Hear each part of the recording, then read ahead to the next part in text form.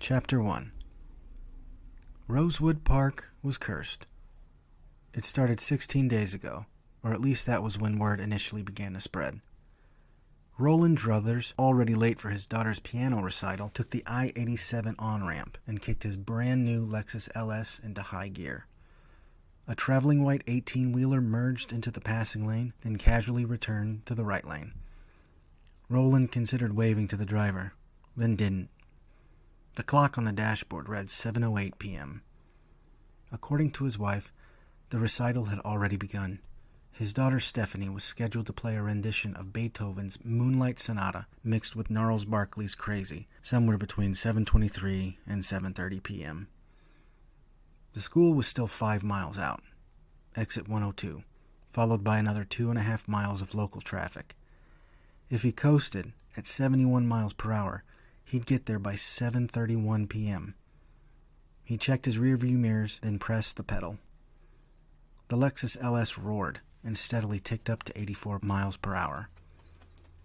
He ventured into the left lane, past 3 vehicles including a distracted police cruiser, then returned to the right lane just before mile marker 98.6. The time was now 7:13 p.m. Close, but still way behind. He loosened his grip on the wheel when the headlights sprayed the green exit 102 sign.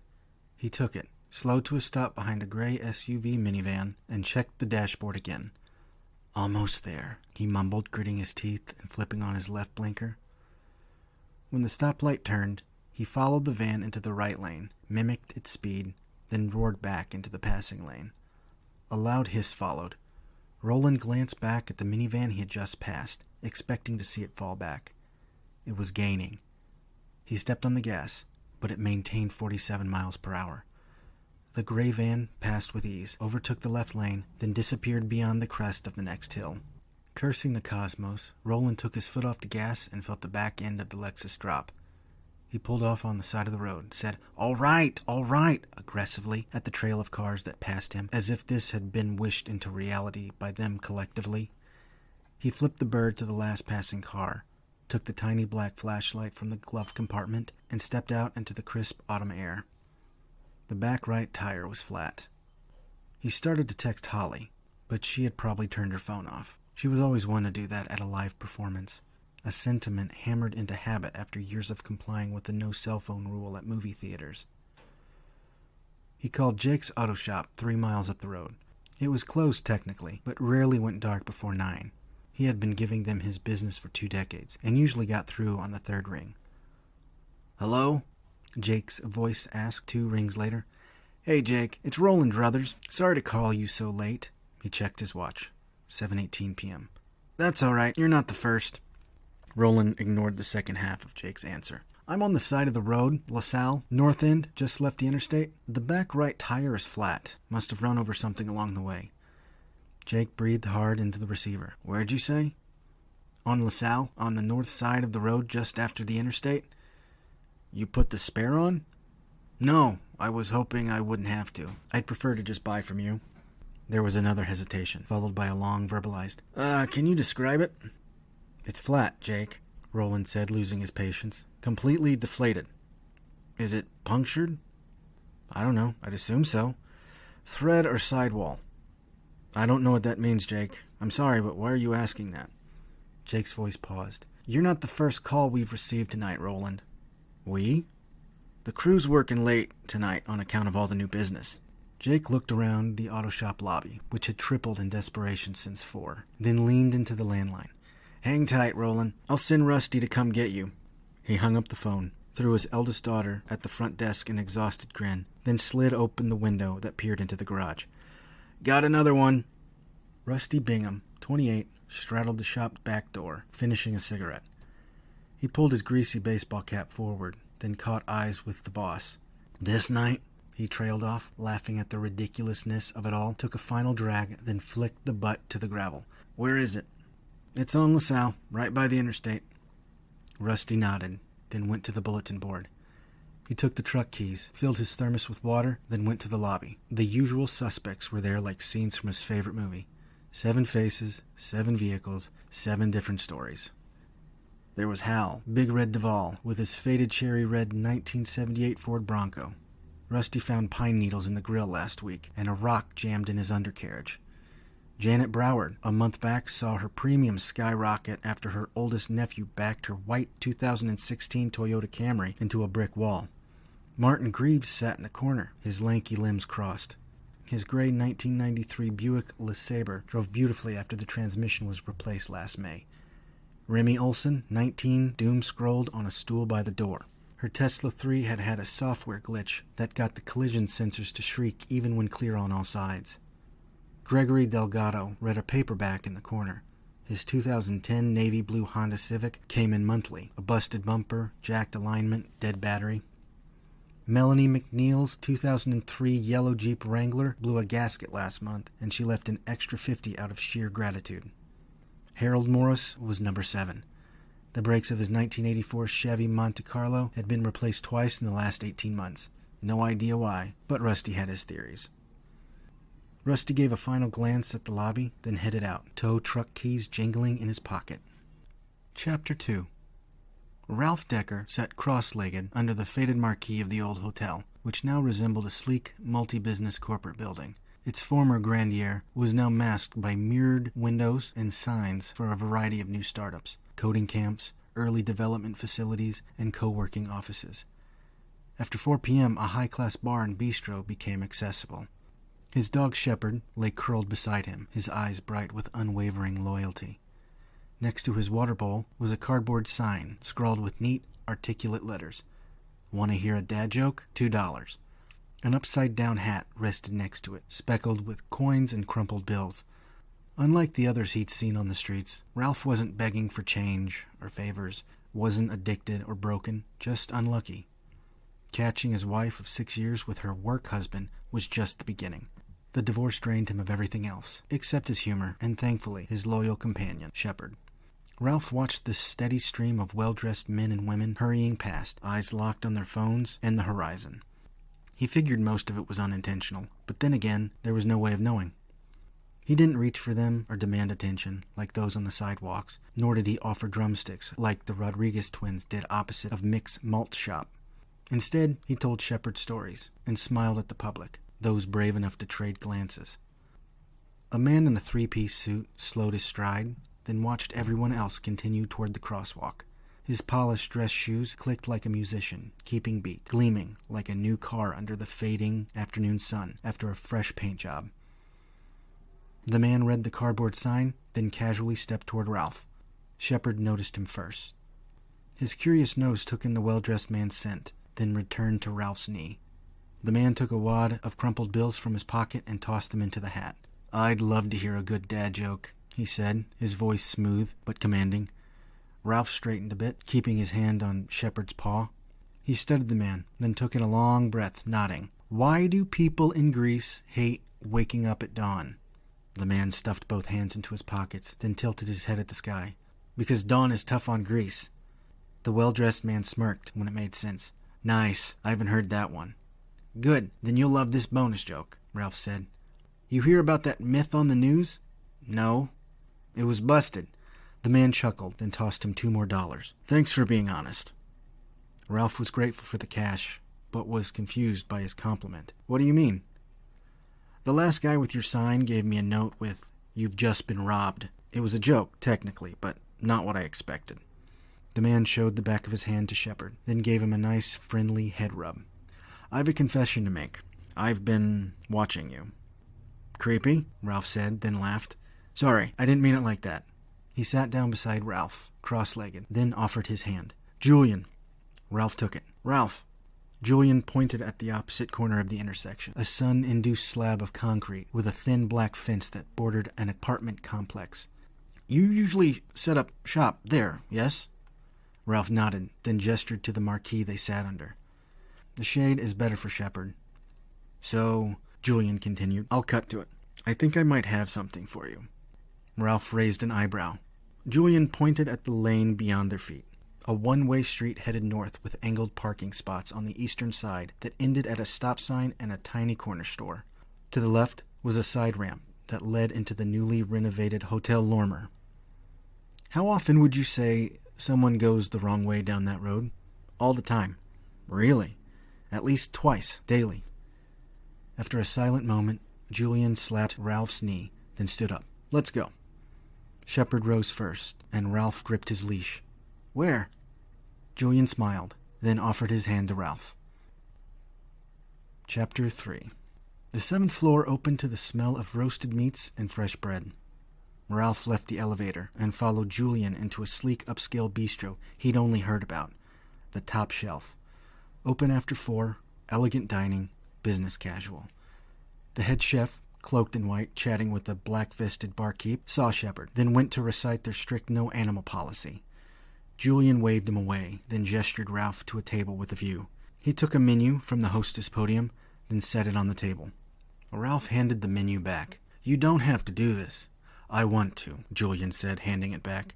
And get something for Shepard. Ralph nodded graciously. Thank you.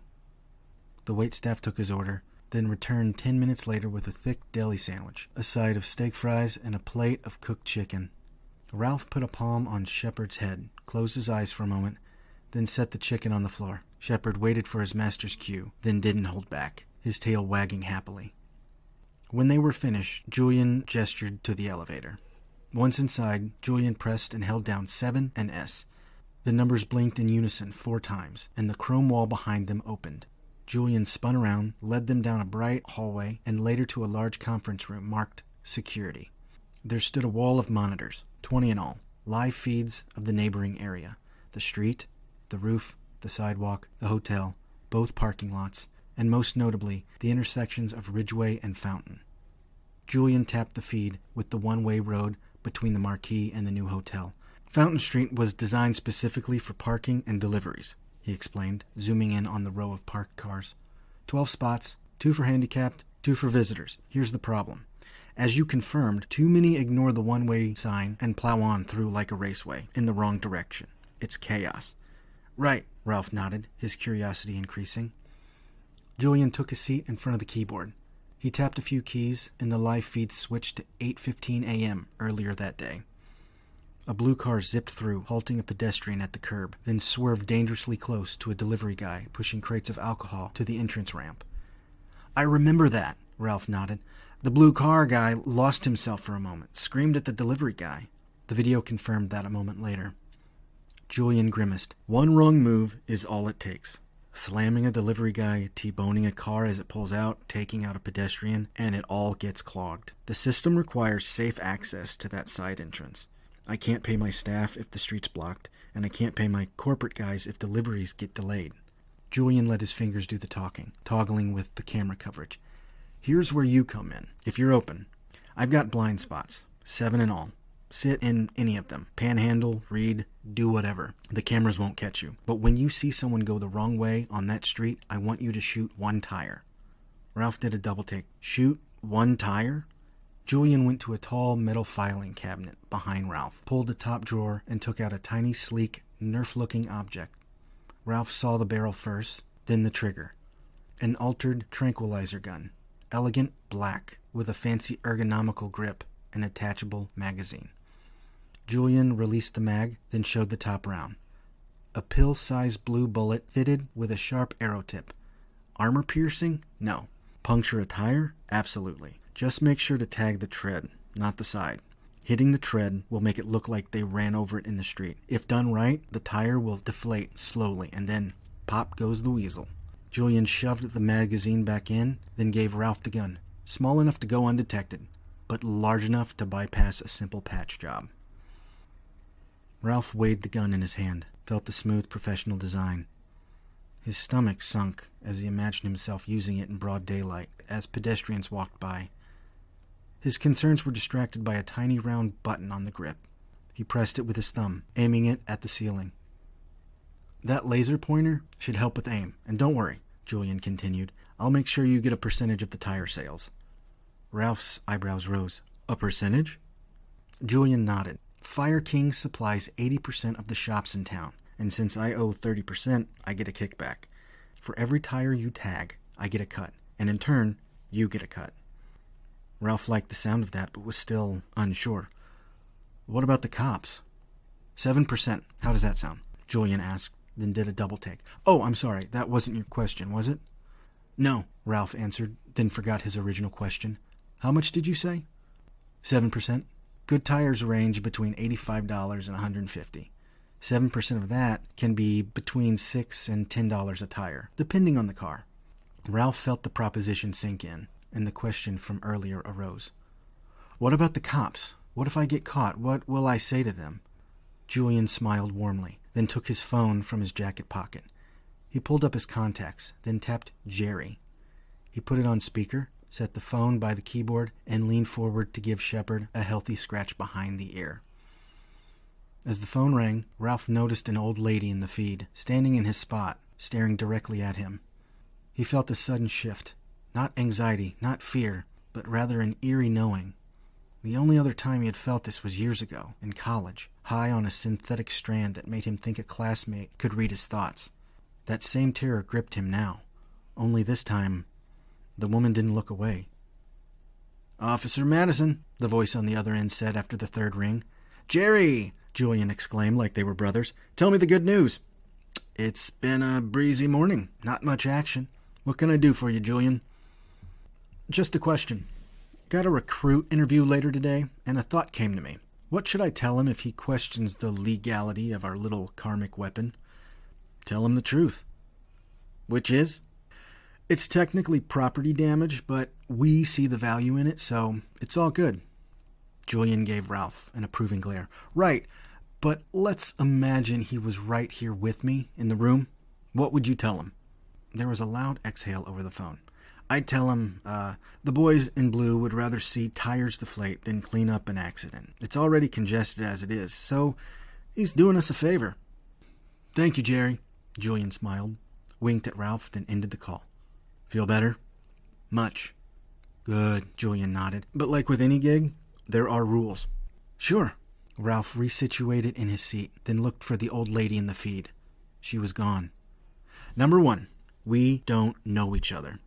I don't mean that in a you're below me sense. Not at all. You're my guy. We just gotta keep a low profile around the normies. I'll toss you change, maybe a note, but that's it. Number 2, only tag cars breaking the one-way rule. Stick to that and we're golden.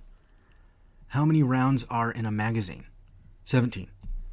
How do I get more? When I run out, do I get a hold of you or what? Julian held Ralph's gauge, unexpecting this eagerness. Can I ask you something? Sure. Julian paused, letting the still moment echo between them. Am I making a mistake? I'm sorry? Ralph asked, tilting his head. Are you making a mistake? Julian nodded. Letting you see all this. The way I see it, I was raised on a farm, and to keep that little patch of land thriving, we had to maintain it.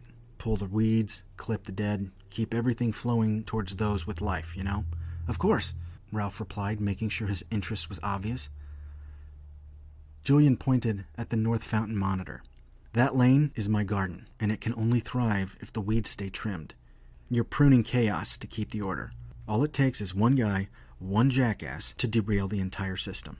That's why I need you in my corner. So, I need to know for my own peace. Can I trust you with this opportunity? Ralph looked at Shepard, peacefully resting beside him, then smiled. I'm just happy to be here. These last 5 months have been rough. So, you'll get no qualms from me. Plus, I like the idea of enacting a little justice. That's not the point, though. You're not an Avenger. You're a gardener. Right. Ralph nodded. It's pruning, not justice. Julian let out a soft sigh, then clapped Ralph's shoulder. Good man. He returned to the metal filing cabinet, retrieved a laminated badge with a blue strap, and handed it over. This will give you access to everything. Swipe the door sensor, take the elevator to the 7th floor, and do it alone. Always alone. Then hold down 7 and S. S means security. By itself, nothing happens. But with 7, the back end should slide open. Ralph nodded. Cool. Julian held the moment, then went on. The bullets will start dissolving once it punctures the rubber. If they check their tires too early, they'll find a chunk of metal lodged in the thread. Nothing more. No one will ever trace it back to us. Ralph studied the gun in his hand. What would you call this? A Nerf nail gun? Julian recalled the incident in 2015, downtown Kansas City. when a homeless man limped off a busy crosswalk with a bloody ankle, and how the girl responsible trashed the weapon in a trash can before vanishing into the seedier sides of town. No, that is art. Ralph thought about it for a moment. I'm in. Great. Ralph raised a finger. Don't get me wrong. The tire commission is nice, but I could use a little extra security. Julian tilted his head, intrigued. You want an hourly wage? If you were me, wouldn't you? I'm not looking to drain you, just something to keep morale up if no one bites. Like a retainer. Julian smirked. 6 an hour. 14. 10 an hour and 10%. Deal! Ralph slipped the gun in his pocket and rose to his feet. Julian bid Shepard adieu, then gave Ralph a firm handshake. 1 bullet, 1 tire, 1 car. If you start tagging both tires, or waving the gun around like a rap video, I'll report that and the badge stolen, then deny ever knowing you. Ralph, calm as a cucumber, smiled. You got it, boss, then ventured back to the elevator. He looked down at Shepard as the door invited them inside. Want to restore some order? Julian watched the duo disappear into the elevator, then shut the door. He went to the wall of monitors and activated a pair of cameras that only he knew existed. Ralph led Shepard to the concrete corner facing the intersection of Ridgeway and Fountain and got comfortable. Julian pressed record, then darkened the monitor to its screensaver. A moment later, his phone rang. It was Jerry Madison. Did he buy it?